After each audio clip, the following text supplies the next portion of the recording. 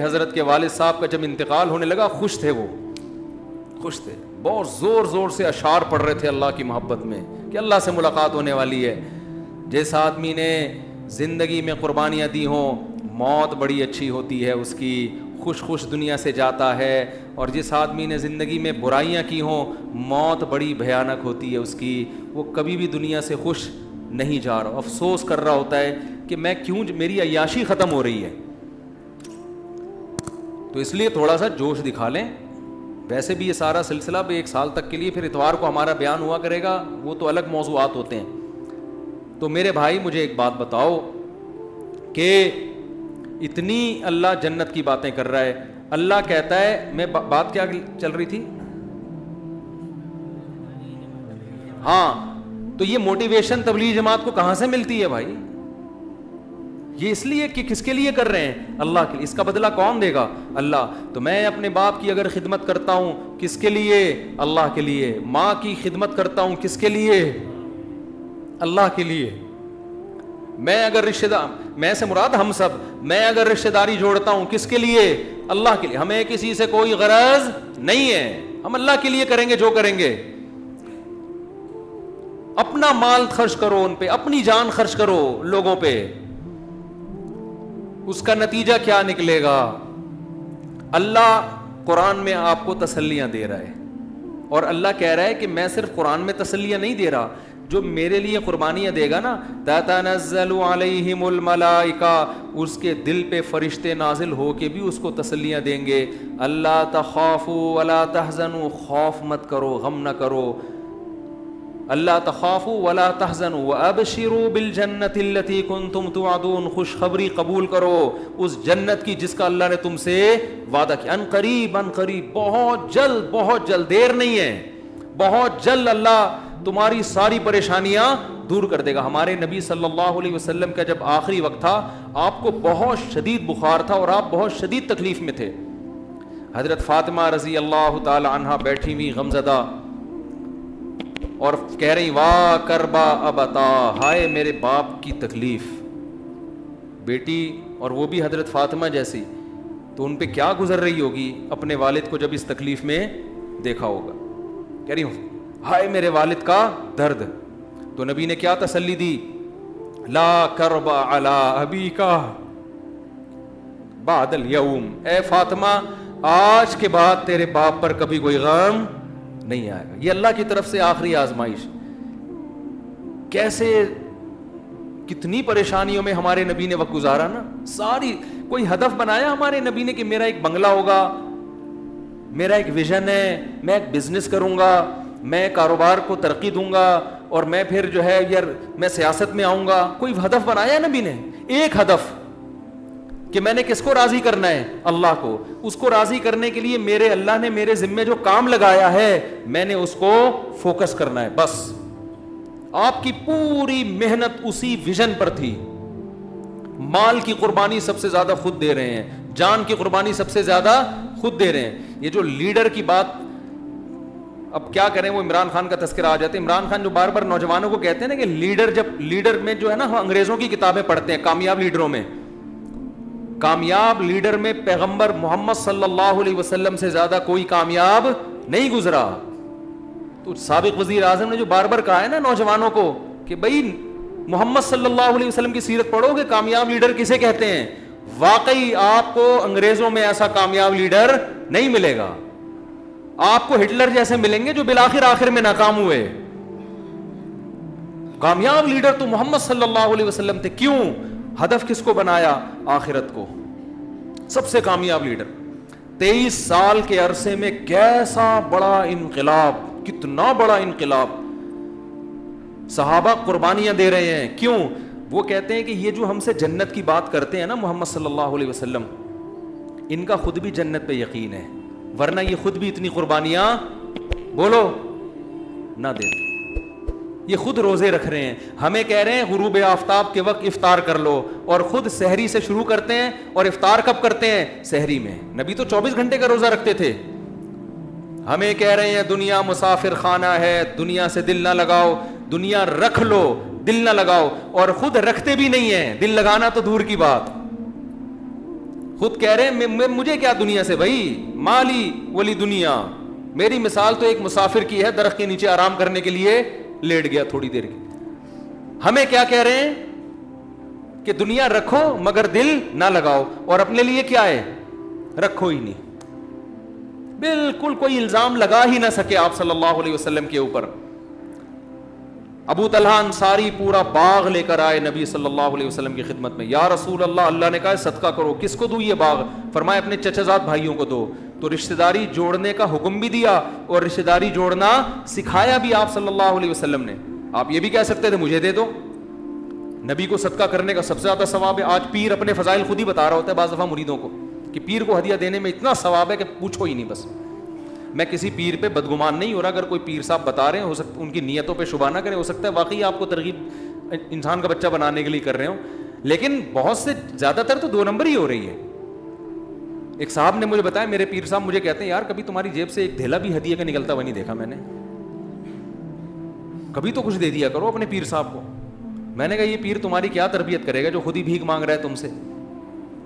تو ہاں کسی سے بے تکلفی ہو تو وہ تو دوستوں سے انسان کہہ دیتا ہے کہ یار چل بے نہاری کھلا چلتے ہیں یار، بہت دن ہو گئے، آج کبھی کچھ اپنی جیب سے بھی کچھ نکال لیا کر. بے تکلفی کے احکام تو الگ ہوتے ہیں. تو کیسی قربانی، غزوہ خندق میں صحابہ نے 1 پتھر اور نبی نے پیٹ پہ 2 پتھر باندھے ہوئے. غزوہ احد میں سب کے قدم اکھڑ گئے مگر نبی میدان جنگ میں کھڑے ہوئے. اگر آپ صلی اللہ علیہ وسلم بھی نکل جاتے تو لوگ کیا کہتے کہ جس جنت کی باتیں آپ ہم سے کرتے ہیں، آج خود اس جنت سے تو آپ معاذ اللہ فرار ہو رہے ہیں اور ہمیں اس جنگ میں معاذ اللہ دھکیل رہے ہیں آپ. پیغمبروں نے سب سے زیادہ قربانیاں خود دی ہیں. موسیٰ علیہ السلام نے جب فرعون کو بتایا نا جنت برحق ہے، فرعون نے کتنی آفریں کی ہوں گی حضرت موسیٰ کو. وہ جادوگروں کو اتنی بڑی بڑی سیٹیں دینے کے لیے تیار تھا جو موسیٰ کے مقابلے میں آئے. تو حضرت موسیٰ کو کتنا نوازتا. وہ کہہ رہے میرے لیے تو سب سے، لوگ اپوزیشن کو خریدنا شروع کر دیتے ہیں نا، بکتے ہیں پھر اسمبلیوں میں لوگ. تو حضرت موسیٰ کی کتنی بڑی قیمت لگاتا، اور حضرت موسیٰ کو آخر وقت تک پتہ نہیں ہے کہ اللہ میری مدد کیسے کرے گا. بنی اسرائیل یہ منظر دیکھ رہے تھے کہ جو لیڈر ہمیں کہہ رہا ہے کہ جنت ہے، اللہ ہے، وہ ہم سے زیادہ قربانیاں دے رہا ہے اور ہم سے زیادہ مال اور دولت کو ٹھکرا رہا ہے. اسی کو لیڈر کہتے ہیں، اسی پہ لوگ جمع ہوتے ہیں. اور اگر آپ کی باتیں کچھ اور ہوں اور آپ کے دعوے عمل کچھ اور ہو تو میرے بھائی صرف داڑیاں ٹوپیاں پگڑیاں دیکھ کے آج کوئی بھی متاثر نہیں ہوتا. یہ آج کی دنیا بڑی ہوشیار ہے. وہ کبھی بھی نہیں دیکھتی کہ کس کے نام کے ساتھ مفتی لگا ہوا ہے، مولانا لگا ہوا ہے، پیر صاحب لگا ہوا ہے، دامت برکاتم لگا ہوا ہے. ٹھیک ہے نا، یہ لگانے پر گورنمنٹ کی طرف سے کوئی پابندی نہیں ہے. آج کل نام مارکیٹ میں ایسے آ رہے ہیں، نام ہی پتہ نہیں چلتا کہ حضرت کا اس میں نام کہاں ہے. پیچھے اتنی لمبی گردان، آخر میں اتنی لمبی گردان. بندہ کہتا رہتا ہے ان کے ابا نے ان کا نام رکھا کیا تھا. شیخ المشائخ، پیر طریقت، مجھے تو یاد بھی نہیں ہوتے. ابھی کسی کا بیان تھا، وہ تعارف کروا رہے تھے، شیخ المشائخ، عارف باللہ، پیر طریقت، اور مجھے یاد بھی نہیں ہوتے نا اتنے نام، فلانے کے فلانا تو ڈمکانے کے، پھر وہ نام آ کے پھر وہ دامت برکاتم مدذل العالیہ اور فلانا تو ڈمکانا. کوئی آدمی کہتا ہے ختم کرو یار، خدا کے لیے ہلکا کر دو یار. کوئی بہت بڑی شخصیت ہو نا چلو اچھا لگتا ہے، بہت ہی بڑی کچھ، ورنہ نارمل تو بھائی سب ٹھیک ہے، نیک آدمی ہے. بیان شروع کریں بسم اللہ کر کے. میں پنجاب میں یہ پنجاب میں بہت ہے، پنجاب میں جاؤں نا بیان سے پہلے اتنی لمبی تقریر شروع. اب تو میرے نام کے ساتھ ایک اور لقب لگا دیا، فاتح جہلم. پنجاب میں کہیں بھی جاؤ تو پہلے وہ گردان چلاتے تھے جو شیخ الحدیث جامعۃ الرشید کے میرے استاذ، میں ان کا ادنا سا خادم شاگرد، میں ان کے چرنوں میں بیٹھا ہوا ہوں. ان کو جانتے نہیں ہے نا یوٹیوب کی وجہ سے، مجھے زیادہ مجھے کہہ رہے ہیں جامعۃ الرشید کے شیخ الحدیث. وہ بھی مجھے دیکھ رہے ہیں، تو شیخ الحدیث کب سے ہو گیا بھائی؟ تو میرا شاگرد ہے. میں نے کہا ہمیں پتہ نہیں، بس اللہ نے بنا دیا. تو تکلفات بہت ہیں. کام ہمارا مارکیٹ میں کیا ہے؟ کام تبلیغ نے، اسی وجہ سے تبلیغ میں القاب تو ہے ہی نہیں. تبلیغ میں ایک پتہ چلتا ہے حضرت کبھی اسٹیج پہ ایسا کیا، اب میں دعوت خطاب دے رہا ہوں حضرت حاجی عبد الوہاب صاحب جنہوں نے تبلیغ میں اتنے سال لگائے، پھر فلانے ملک میں گئے، پھر فلانی جگہ سے. بھائی بیان سنو, پتلی گلی سے نکلو. میں یہ نہیں کہہ رہا جو القاب لگاتے ہیں غلط, بعض دفعہ تعارف کے لیے تھوڑا بہت انٹروڈکشن کرنا پڑتا ہے, بڑی عظیم شخصیت ہے, اس میں کوئی حرج نہیں ہے, اعتدال تو ہونا اس میں, کہاں سے کہاں بات چلی گئی, اصل ٹاپک رہ نہ جائے. میرا آج ایک اور جگہ بھی بیان ہے, تو کیا بیان کرنا تھا, تو میں یہ عرض کر رہا تھا کہ ان سب چیزوں کا بدلہ کون دے گا؟ اللہ. اسی وجہ سے نیک لوگ جو ہے نا, نیک لوگ, ان کی خلوت ان کی جلوت سے زیادہ اچھی ہوتی ہے. تنہائی میں وہ اللہ کو زیادہ یاد کرتے ہیں. اور یہ کر لو, اگر نہیں ہے تو یہ عادت ڈالو کہ تنہائی میں اللہ کو یاد کرنا سیکھو. تو خیر بات یہ چل رہی تھی کہ اللہ تعالیٰ قرآن میں کیا کہتا ہے, ان للمتقین مفازا, بے شک جو پرہیزگار لوگ ہیں گناہوں سے بچتے ہیں. میں نے کہہ دیا یہ حرام تو اس کے قریب نہ جاؤ, تو اللہ کہتے ہیں کہ غم نہ کرو, تمہارے لیے بہت بڑی کامیابی ہے. دیکھو گوروں کی باتوں میں نہ ہو. ہمارے جو وہ آج میں انٹرویو لے رہا تھا نا, وہ کیا نام تھا ان کا, صبور صاحب, جو ایتھیس کے خلاف بڑا کام کر رہے ہیں, مفتی یاسر صاحب, اور ایک اور تھے نا, ابھی میرا اکثر رمضان میں انٹرویو آیا نا ان کے ساتھ. تم لوگ تو فضول لوگوں کو دیکھتے ہی نہیں ہو. تو وہ کہہ رہے تھے کہ یہ جو ہمارے پاکستانی لوگ جب نئے نئے لندن اور یہاں آتے ہیں نا, ادھر امریکہ آتے ہیں, تو یہ بہت متاثر ہوتے ہیں گوروں سے. تو ایسے لوگوں کو انہوں نے نام رکھا ہوا ہے براؤن صاحب. کوشش تو کرتے ہیں انگریز بننے کی, کوشش کیا کرتے ہیں, بڑے انسپائر ہیں ان سے. تو کہہ رہے ہیں ہم لیکن ان کے لیے ایک نام رکھا ہوا ہے, کیا یہ براؤن صاحب ہیں بھورے. ٹھیک ہے نا, تو بھورے کو ہمارے ایک رشتہ دار تھے, وہ ان کا کلر بھورا تھا, تو ان کا نام لوگوں نے مسٹر براؤن رکھ دیا تھا. تو خیر, تو بھائی اللہ کی بات ہے, ومن اصدق من اللہ قیلا ومن اصدق من اللہ حدیثا. اللہ کہتے ہیں اللہ سے زیادہ کس کی بات سچی ہو سکتی ہے, اللہ سے زیادہ. اور کسی کی ظاہری ترقی دیکھ کے کبھی متاثر نہ ہو. جب نبی صلی اللہ علیہ وسلم نے دعوت دی نا, تو سب سے بڑا الزام آپ پر یہ رکھتا تھا کہ آپ ترقی یافتہ کیوں نہیں ہیں. ترقی یافتہ تو روم اور فارس ہیں. روم اور فارس کی بڑی بڑی حکومتیں تھیں, بڑی عیاشی تھی, بڑی ترقی تھی. تو قرآن نے کیا کہا, فلا یغررک تقلب الذین کفروا فی البلاد. جو لوگ اللہ کے منکر ہیں, اللہ کی نہیں مانتے, ان کی ٹھاٹ باٹ اور زمین میں گھومنا اور لائف کو انجوائے کرنا, اے لوگوں تمہیں ہرگز دھوکے میں نہ ڈال دے. متاع قلیل, تھوڑے دن کے چند ٹکے ہیں یہ. آج لوگ کہتے ہیں نا وہ اتنی ان کی صحتیں اچھی, ان کے ہاں ریاست اتنی اچھی, ان کے ہاں امن و امان, ان کی سڑکیں اتنی اچھی. تو اصل تو ترقی یافتہ وہ ہیں. اللہ کیا کہتا ہے, متاع قلیل, چند ٹکے ہیں 2 دنوں کے. ٹھیک ہے نا, 2 منٹ میں اللہ اس کی اوقات بتا دیتا ہے, اس صحت کی, اس کامیابی کی. یعنی اللہ تو ایسا لگ رہا ہے کہ ان کو بالکل اہمیت دینے کے لیے تیار ہے ہی نہیں. ہم کتنی اہمیت دے رہے ہیں. امریکہ اور پاکستان برابر ہیں, بتاؤ. ارے آپ میں سے کسی کو امریکہ کا ویزا مل جائے, نیشنل مل جائے, میرا خیال ہے بیان کے دوران ہی بھاگ جاؤ گے, بولے کہ صاحب جنت میں بیان امریکہ میں بیٹھ کے سنیں گے, بھی جانے دو. فیملی کے ساتھ, اگر فیملی کے بغیر بیوی چھوڑ کے بھاگ جاؤ گے. کیوں؟ بڑا فرق ہے بھائی. گٹر کے ڈھکن, گٹر ہی نہیں ہے وہاں, تو ایسا سیوری سسٹم ہے, اتنا پیارا, پولیس اتنی پیاری, اس کو دیکھ کے آدمی کا دل چاہتا ہے مجھے پکڑ کے لے جائے, یہ جیل میں بند کر دے. System, thank you. عدالتیں 12 بجے نہیں کھلتی وہاں, عدالتیں کچھ بھی ہو جائے. وہاں کبھی بھی ایسا نہیں ہوگا کہ عدالت 12 بجے کھلے. وہاں روز ٹائم پہ کھلتی ہے, ٹائم پہ ان کی سماعت چل رہی ہوتی ہے, انصاف ملتا ہے. تو کتنا خوبصورت سسٹم دنیا کے لحاظ سے, اور گورے گورے کلر ان کے, اور کوئی پابندی نہیں ہے بھائی تجھے وسیم پسند ہے اس کو لے جا, چل یار. ہمارے ہاں شادی جو حلال ہے وہ نہیں ہو رہی, اور ان کے ہاں وسیم اور کائنات کا فرق انہوں نے عورت اور مرد کا فرق مٹا دیا ہے کہ یار جو پسند ہے لے جاؤ, انجوائے کرو لائف. ٹھیک ہے, ہمیں نہیں تنگ کرو زیادہ آ کے. ابا کو بھی تنگ نہیں کرتے وہاں لوگ, ابا مجھے میری شادی کرا دو. ابا کہے گا بھائی یونائٹڈ نیشن کا لا ہے, انسان, ہیومن رائٹس, انسان کیا ہے, آزاد ہے, جو چاہے. اگر وہ ابا صحیح طرح سے براؤن ہوگا, اگر مشرقی تڑکا لگا ہوا ہے پھر تو وہ اس کی میٹر گھوم جائے گا, بھائی کیا کر رہا ہے, اتنا زیادہ کیوں فری ہو رہا ہے. لیکن اگر آپ پورے کنورٹ ہو جائیں تو آزادی, شراب پئیں, نائٹ کلبوں میں ناچیں گائیں مزے کریں ڈالر کماؤ آپ. تو لوگ کہتے ہیں اور پھر سائنسی ایجوکیشن بھی ہے. ہمارے یہاں تو ایجوکیشن ہی نہیں ہے, اسکول ہی نہیں ہے, تو ایجوکیشن کہاں سے ہوگی؟ اسکول کے نام پہ تنخواہیں لے رہے ہیں لوگ. کتنی عیاشی ہے, کتنی عیاشی ہے. تو ہم کہتے ہیں یا اللہ بڑا فرق ہے, تھوڑا فرق نہیں ہے. جو اللہ کو نہیں مانتے ان کی تو دنیا میں جنت ہے, اور تو ہمیں کہہ رہے کہ نہیں کوئی جنت نہیں ہے. تو کتنا بڑا فرق ہے بھائی. تو اللہ کیا کہتا ہے؟ متاع قلیل, کوئی زیادہ فرق کچھ بھی نہیں ہے, کچھ بھی نہیں ہے. اللہ کہتے ہیں چند ٹکے ہیں. ٹھیک ہے نا, جیسے کوئی بھکاری بہت زیادہ تنگ کر رہا ہوتا ہے نا, آپ دینا نہیں چاہتے تو لوگ کہتے ہیں ابے 2-4 ٹکے پکڑا کے جان چھوڑا اس سے یار. تو آپ کہتے ہیں جو 54-58 ہاتھ میں, بعض دفعہ جیب میں آدمی ہاتھ ڈالتے دیکھتے ہیں, چل یار چل شاباش چل دے دیا نا, جا یہاں سے. تو اللہ یہی کہتا ہے کہ یہ کیا ہیں؟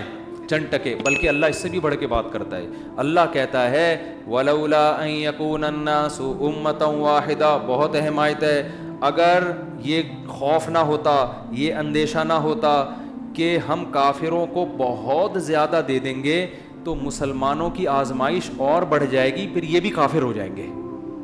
اگر یہ اندیشہ نہ ہوتا تو ہم کافروں کو اتنا دیتے, لَجَعَلْنَا لِمَن يَكْفُرُ بِالرَّحْمَنِ لِبُيُوتِهِمْ سُقُفًا مِّن فِضَّةٍ, ان کی گھروں کی چھتیں چاندی کی ہوتی, دیواریں سونے کی ہوتی, سیڑھیاں سونے کی ہوتی, اور جن دیواروں پہ ٹیک لگاتے وہ سونے کی ہوتی. اتنی ڈالر والر جو آپ کا پتہ نہیں 180-172 کتنا, ہم تو اسی پہ رو رہے ہیں یار, ہمارا 172 ان کے $1 کے برابر, اسی پہ رو رہے ہیں. اللہ کہتے ہیں میں اتنا دیتا ان کو کہ وہ سونے اور چاندی میں کھیلتے عیش کرتے. لیکن اگر بہت زیادہ دے دیتا تو تمہاری آزمائش اور زیادہ بڑھ جاتی. تم یہ سمجھتے اللہ کی ساری ہمدردیاں, اللہ کی ساری محبتیں ان کے ساتھ ہیں, ہم باطل دین پر ہیں, تبھی اللہ ہمیں پوچھتا ہی نہیں ہے. ہم تراویاں پڑھ رہے ہیں, ہم نماز پڑھ رہے ہیں, ہم روزے رکھ رہے ہیں, اور جب جیب میں ہاتھ ڈالو ہاتھ وہیں سے پھٹی ہوئی جیب سے نکل کے باہر آ جاتا ہے. وہ پھٹی ہوئی جیب کو سلواتے بھی نہیں ہیں یار, ضرورت اس تکلف کی ضرورت کیا ہے. اور ہم پر حکمران کیسے ٹانگیں کھینچتے رہتے ہیں, تقریریں کیسی کر رہے ہوتے ہیں. خیر, تو بدحالی, غربت, مہنگائی, اور اگر کوئی ملک ترقی کر بھی رہا ہے تو وہ بہت ساری غیرت کے سمجھوتے کر لیتا ہے. وہ کیا کر لیتا ہے؟ وہ اپنے ایٹمی اثاثے حوالے کر دیتا ہے, پھر وہ ترقی کرنا شروع کرتا ہے. غیرت کے سودے کرتا ہے, وہ لبرل بننے کی کوشش کرتا ہے, پھر دولت اس کی طرف بھی آنا شروع ہوتی ہے. جو اسلامی ملکوں میں بہت پیسے والے ملک ہیں نا, آپ کو ان تلوں میں تیل بالکل بھی نظر نہیں آئے گا. صحیح ہے نا, انہوں نے سمجھوتے کر لیے ہیں بھائی, کوئی مسئلہ نہیں ہے. تو انہوں نے بھی کہا بڑی طاقتوں نے, ٹھیک ہے مزے سے بنا لیا کرو, ٹھیک ہے حج وج کر لیا کرو, کوئی اتنا بڑا پرابلم کی بات نہیں ہے. ہماری آنکھوں میں آنکھیں ڈال کے بات کرنے کی کبھی بھی کوشش نہ کرنا. نہ مضبوط فوج بنانی ہے آپ نے, نہ بم بنانا ہے. شب برات کے پٹاخوں کی حد تک آپ کو اجازت ہے پٹاخے پھاڑنے کی, اس سے زیادہ اگر آپ فری ہونے کی کوشش کی اچھا نہیں ہوگا. تو غیرت کے سودے کر لیے, غیرت مند رہو گے تو وہی ہوگا جو ہوا ہے ابھی ہمارے ساتھ. اچھا خیر, تو کہاں سے کہاں بات چلی گئی. تو اللہ کیا کہہ رہا ہے, اس لیے میں کہتا ہوں اپنے ملک کو غیروں کا غلام بنانے سے بچو. روٹی کپڑا ہماری بنیادی ضرورت نہیں ہے, سب سے بڑی ضرورت کیا ہے؟ آزادی. دیکھو افغانستان آزاد ہے, حالانکہ کھانے کے لیے روٹی نہیں, پہننے کے لیے کپڑا نہیں. مگر افغانستان کا سربراہ آج اگر امریکہ جائے نا تو وہ پھول بچھائیں اس کے راستے میں, ٹھیک ہے نا, وہ پھول بچھائیں کہ تشریف لائیے. آپ کے ایک شلوار کا ایک پائنچہ ادھر جا رہا ہے, ایک ادھر جا رہا ہے, آپ کو کپڑے پہننے کی تمیز نہیں, پگڑی باندھنے کی تمیز نہیں. بھائی آپ بیٹھ جائیں, 2-4 گزارشات ہیں آپ کی خدمت میں, اگر ان پر آپ عمل کر لیں تو عین نوازش ہوگی. آپ کا خادم ڈونلڈ ٹرمپ, یا آج کل کون چل رہا ہے مجھے نہیں پتا, جو بھی چل رہا ہے, جناب سے مؤدبانہ گزارش ہے. وہ اس طرح سے بات کرتے ہیں. کیوں بھائی؟ ابھی پھر یہ ٹاپک کہیں چلا جائے گا یار, کہاں سے کہاں ہم بھی گھومتے ہی رہتے ہیں, پلٹتے رہتے ہیں. اصل میں جب مجھ پہ جلدی میں ہوتا ہوں نا تو میں بہت ساری باتیں ایک دم سے بتانے کی کوشش کر رہا ہوتا ہوں, تو وہ ایک بھی نہیں صحیح طرح سے بتا پاتا میں. تو میں عرض کر رہا تھا, دیکھو بھائی اللہ اتنی دولت اور اتنا سب کچھ ہونے کو کیا کہتا ہے؟ متاع قلیل بھی کہتا ہے، متاع الغرور بھی، دھوکے کا گھر بھی، اور چند ٹکے ہیں بھی، چند ٹکے اور وہ بھی دھوکے کے ہیں، ٹھیک ہے، دھوکا. اور بصیرت کی آنکھیں کھول کے دیکھو گے تو وہ واقعی چند ٹکے ہی ہیں. یار تم امریکہ چلے جاؤ، بہت عیاشی کرو، کب تک کرو گے؟ 40 سال، 50 سال، 60 سال، اس کے بعد تو عیاشی کے لیے جسم میں طاقت بچے گی نہیں. جگر خراب ہونا شروع ہو جائے گا شراب پی پی کے، پھر بڈھا ہو جائے گا. آپ ان کے اولڈ ہاؤس میں دیکھو جا کے، بڈھے کتنی عیاشیاں کر رہے ہوتے ہیں، سمجھتے ہو؟ بڈھے کتنی عیاشیاں کر رہے ہوتے ہیں، کبھی اولڈ ہاؤس میں جا کے دیکھو، منہ سے رال ٹپک رہی ہوتی ہے، کوئی صاف کرنے والا نہیں ہوتا. تو اللہ نے بتا دیا نا، چند ٹکے تھے جس پہ تم نے زندگیاں برباد کر دیں، چند ٹکے. یہ تو دنیا میں ہی پتہ چل جاتا ہے. تو صحابہ اکرام قربانیاں دے رہے ہیں، کھجور کھا رہی رہے کہ یار اتنا ٹائم لگے گا. تو میرے بھائی یہ دنیا ایسی نہیں ہے کہ اللہ نے مار کے ہمیں ختم کر دیا. اللہ کہتے ہیں اچھا کرو گے تو بدلہ میں دوں گا، دنیا تھوڑی دے گی تمہیں بدلہ. اور اگر برا کرو گے تو سزا بھی کون دے گا؟ میں دوں گا، دنیا نہیں دے گی تمہیں سزا. عدالتوں سے تو بچ سکتے ہو تم. تو ایمان لے آؤ اللہ کی جنت پہ، لالچ پیدا کرو اپنے دل کے اندر، سوچا کرو جنت کے بارے میں. اگر کوئی آپ کو آ کے بتا دے ایسی زندگی ہے جس میں ہمیشہ رہنا ہے، قرآن کہتا ہے جوانی جو کبھی ختم نہیں ہوگی، چہروں کی رونق کبھی ختم نہیں ہوگی. اور یتنازعون فیہا کأسا لا لغو فیہا ولا تأثیم، دوستوں کی مستیاں بھی ہوں گی. اگر کوئی لڑائی جھگڑا ہی نہ ہو تو اس سے بھی زندگی کا مزہ کرکرا ہو جاتا ہے. شراب کے پیالے جب وہ جنت کے خادم لے کر آئیں گے تو قرآن کہہ رہے ایک دوسرے سے جھپٹیں گے، چھینا جھپٹی ہوگی اس میں، چھینا جھپٹی ہوگی اس میں. ایک مزہ ہوتا ہے چھینا جھپٹی کا بھی.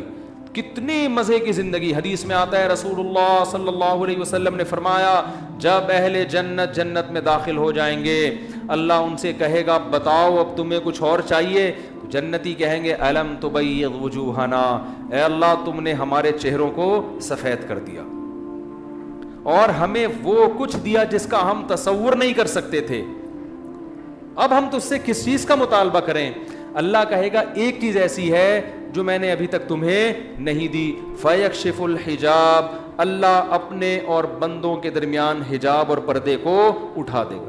نبی صلی اللہ علیہ وسلم نے فرمایا جب بندے اللہ کو دیکھیں گے تو اللہ کے جمال میں اتنے محو ہو جائیں گے، اتنے محو، اتنے گم ہو جائیں گے کہ جنت کی نعمتیں بھی اس کو اس کے سامنے ہیچ معلوم ہوں گی. تو بھائی بہت کچھ ہے آگے. ہم کنویں کے مینڈک بن کے کیوں سوچتے ہیں؟ ہم بحریہ ٹاؤن کا کیوں سوچتے ہیں؟ کیا رکھا ہے 2 ٹکے کا بحریہ ٹاؤن؟ یار 2 ٹکے کا نہیں ہے. نہیں یار یہ سمجھ میرا نہیں. آپ کر 2 ٹکے کا، مجھے 20-20 کروڑ کے پلاٹ مل رہے ہیں، آپ کہہ رہے ہو 2 ٹکے کا نہیں ہے. یار یہ بہت اچھا تھا. اگر ہماری زندگی لمبی ہوتی، کم از کم 1,500 سال جیتے تو بھی کچھ کہہ لیتے یار چلو کچھ ہے. 50 60 70 80 90 یہ تو زندگی ہے. وہ 30 کروڑ کا ہو یا 80 کروڑ کا ہو، میری بلا سے یار میں تو نہیں 30 کروڑ کا نا، میں تو مر جاؤں گا تھوڑے دنوں میں. مجھے کوئی زندگی کی گارنٹی دے. مجھے کوئی آگے فرشتہ بتا دے مفتی صاحب آپ کے بارے میں فیصلہ یہ ہوا ہے عالم بالا میں اس لیلۃ القدر میں کہ آپ نے 3-4 ہزار سال زندہ رہنا ہے، میں یہ رکھوں گا صحیح ہے. اور ابھی فوراً نکلوں گا بحریہ ٹاؤن. میں بولوں گا بھائی میرے بچوں کو بینک میں گروی رکھ لے مجھے ہی پلاٹ دے دے. میں تو یہ دیکھ رہا ہوں یار ہم کیا رہ کیا گیا ہے، کیا رہ گیا ہے؟ زندگی کے دن کتنے رہ گئے؟ اور وہ بھی یقین نہیں ہے، وہ بھی یقین نہیں ہے. کل مر جائیں، پرسوں مر جائیں، ترسوں مر جائیں، اڑسوں مر جائیں، کوئی پتہ ہی نہیں ہے. اور اس کے ساتھ قبرستانوں کو دیکھ لو جا کے. ابھی ہمارے ایک دوست نے نیا گھر بنایا، ساتھ میں قبرستان. گھر پہ تو سب خوش ہو رہے ہیں، پیچھے جھانک کے کوئی نہیں دیکھ رہا کہ یار اس گھر میں رہنا یقینی نہیں ہے، یہاں آنا یقین. تھوڑے دن میں لیٹے ہوئے ہو گئے یہاں پہ، اور ہو سکتا ہے ریاض ملک بھی آپ کے ساتھ والی خبر میں لیٹا ہوا، وہ بھی کہہ رہا ہے یار ہم نے اتنا بڑا پروجیکٹ بنا کے اب کیا ہے ختم. اب میرے پروجیکٹ پہ اولادیں فائدہ اٹھا رہی ہیں، لوگ موج مستی کر رہے ہیں، میں یہاں قسمہ پرسی سے پڑا ہوا ہوں، کروٹ کے بل لیٹا ہوا ہوں، سوچ رہا ہوں کیسے نکلوں. کوئی تو کوئی تھوڑی سی تو پتھر ہٹاؤ یہاں سے, مجھے نکلنے دو یار, میں نے اتنی محنت کی اور مجھے کوئی پوچھتا بھی نہیں ہے, پوچھیں گے بھی نہیں لوگ, پوچھتے بھی نہیں ہیں. تو اس کا مطلب بھائی یہ دنیا خدا کی قسم لا الہ الا اللہ دھوکے کا گھر ہے. مان لو اللہ کہہ رہا ہے یہ کیا ہے, دھوکا ہے, بھاڑ میں جائے ایسی کی تیسی. بنا لو بحریہ ٹاؤن میں پلاٹ, دل نہ لگاؤ, دل قبر سے لگاؤ. کس سے بولو آنا یار, حدیث میں آتا ہے قبرستان جا کے دیکھا کرو, وہاں بار بار نہ جائیں قبرستان. بیٹا تو بھی لیٹا ہوا ہوگا تھوڑے دنوں میں یہاں پہ, سمجھ لے تھوڑے دنوں میں تیرا بھی انا للہ ہونے والا ہے. تو یہاں کے لیے کیا تیاری کر رہا ہے تو اللہ نے بتا دیا کہ کافر کے لیے تو مایوسی ہے. وہ کہ مر گئے تو کیا ہو گئے ختم. اللہ کہہ رہے ہیں نا نا نا نا, زندگی شروع کب ہوتی ہے, یہ تو ہم نے امتحان کے لیے تھوڑے دن کے لیے بھیجا ہوا تھا تمہیں. تم تو جنت کے لیے پیدا ہوئے ہو. آدم کو اللہ نے کہاں کے لیے بنایا تھا, پیدا کرتے ہی جنت میں بھیج دیا اللہ نے, اور جنت میں بھیج کے کہہ دیا لا تقربا هذه الشجرہ, اے آدم اس درخت کے قریب نہ جانا. آدم نے کھا لیا, اللہ نے جنت سے نکال دیا اور کہا اب کچھ کر کے آؤ گے تو ملے گی جنت, اب فری میں نہیں ملے گی. ٹھیک ہے نا, اپنی اولاد کو بتا دینا. پہلے ڈالا کیوں جنت میں, یہ بتانے کے لیے کہ اصل میں نے تمہیں یہاں کے لیے بنایا, لیکن قانون میرا یہ ہے کہ فری میں نہیں ملے گی, اب کچھ کر کے آؤ. میں نے آدم کو کہا یہ درخت نہ کھانا, کھا لیا, نکال دیا جنت سے. تو آدم بھی اپنی اولاد کو بتا کے جائیں گے اور اللہ بھی بتائے گا یہ بھی نہیں کرنا, یہ بھی نہیں کرنا. اپنی بیوی کو دیکھنا ہے, اس کے علاوہ کسی اور کو نہیں دیکھنا. لا تقربا هذه الشجرہ, اس کے قریب مت پھٹکنا, محروم کر دیا جاؤ گے. زنا نہیں کرنا, نکاح کرنا ہے, لڑکوں سے بدفعلی نہیں کرنی ہے, شراب نہیں پینی ہے, دوست اونچی آواز سے بات کرے اینٹ کا جواب پتھر سے دو, باپ اونچی آواز سے بات کرے اس کے آگے سے آپ کو اونچی آواز سے بات نہیں کرنا. جیسے اللہ آدم کو کہہ رہا ہے نا اس درخت کے قریب نہ جانا, تو آدم کے بچوں کو کہہ رہا ہے اپنے باپ کی آواز سے اپنی آواز کو بلند بولو نا. بس بیان ختم کر رہا ہوں میں. باپ کی آواز سے اپنی آواز کو بلند نہیں کرنا, ماں کی آواز سے اپنی آواز کو بلند نہیں کرنا. رشتوں کو جوڑنا ہے. بڑا بھائی باپ کی جگہ ہوتا ہے, باپ مر جائے تو چھوٹے بھائیوں کو کون پالتا ہے. میں نے دیکھا ہے باپ مر گیا, بہت سامنے واقعات آئے ہیں, بڑے نے ایسے پالا جیسے میری اولاد ہو. ابھی تو مرا نہیں ہے نا باپ, آپ کو بڑے کی قدر نہیں ہے. ایک صاحب مجھے کہنے لگے یار میرا بھائی ایسا, میرا بھائی ویسا. میں نے کہا تجھے کوئی گاڑی مار کے چلی جائے نا روڈ پہ پڑا ہوا ہو تو, جتنے دوست احباب ہیں آئے نہ آئے, سب سے پہلے کون آئے گا تجھے اٹھانے کے لیے, تیرا بھائی آئے گا. وہ لوگوں سے قرضے مانگے گا, وہ اپنی ذمہ داری سمجھ کے علاج کرائے گا, نہیں کرائے گا لوگ اس کو تانے دیں گے. تو یہ خونی رشتے بڑے قیمتی ہیں. انگریزوں نے ان کا تقدس ختم کر دیا, ان کے ہاں رشتے ختم. اللہ کہہ رہا ہے تم اگر جنت میں جانا چاہتے ہو تو جنتیوں کی صفات ہیں یصلون ما امر اللہ بہ ان یوصل. اللہ نے جو رشتے بنائے ہیں وہ ان کو جوڑتے ہیں. یہ رشتے ہم نے نہیں بنائے, یہ کس نے بنائے ہیں, اللہ نے بنائے. یہ ہماری سلیکشن نہیں ہوتی, یہ کس کی سلیکشن ہے, اللہ نے. کسی عورت کو آپ کی بہن بنا دیا تو اللہ نے بنایا ہے, کسی کو آپ کی ماں بنا دیا تو کس نے بنایا, اللہ نے. بنا دیا تو اس کا حق ہے آپ کے اوپر. بات نہیں کرتے رشتہ دار آپس میں, 2 سال سے ناراض ہیں, خرچ نہیں کرتے رشتہ داروں کے اوپر. خرچ کریں گے تو دکھانے کے لیے. عید بقرعید پہ لفافے چل رہے ہیں اور وہ جو ٹوپی ڈرامے ہمارے معاشرے میں ہو رہے ہوتے ہیں, شو بازیاں, اللہ کے لیے نہیں ہے کچھ بھی. تو بھائی اللہ نے جنت بنائی ان لوگوں کے لیے. انگریز کی نظر میں ان باتوں کی کوئی ویلیو, انگریز کہتا ہے ترقی. انگریز کسی یونیورسٹی میں ہے تو یونیورسٹی اس کو پروٹوکول دے گی, اچھا پروفیسر ہے, باپ کے ساتھ کیسا ہے, ماں کے ساتھ پرسنل معاملہ ہے, بھاڑ میں جائے. شراب پیتا ہے, لڑکیوں سے زنا کرتا ہے, وسیم بھائی سے دوستی, ستار, بھاڑ میں جائے یار. وہ کہتے ہیں اچھا پرسن وہ ہے, یونیورسٹی میں اگر ہے تو یونیورسٹی کے لیے اچھا ہے وہ. سمجھ رہے ہو, بس میں سمیٹ رہا ہوں بات. وہ اگر کسی کمپنی کا امپلائے ہے تو اس کی وجہ سے کمپنی ترقی کرے گی تو وہ اچھا ہے. ابا اماں بھاڑ میں جائے گا نا, تمہارا اپنا گھریلو مسئلہ ہے, نجی زندگی, تمہاری لائف. ابا کو اولڈ ہاؤس میں جمع کراؤ نہیں کراؤ یہ ہمارا میٹر.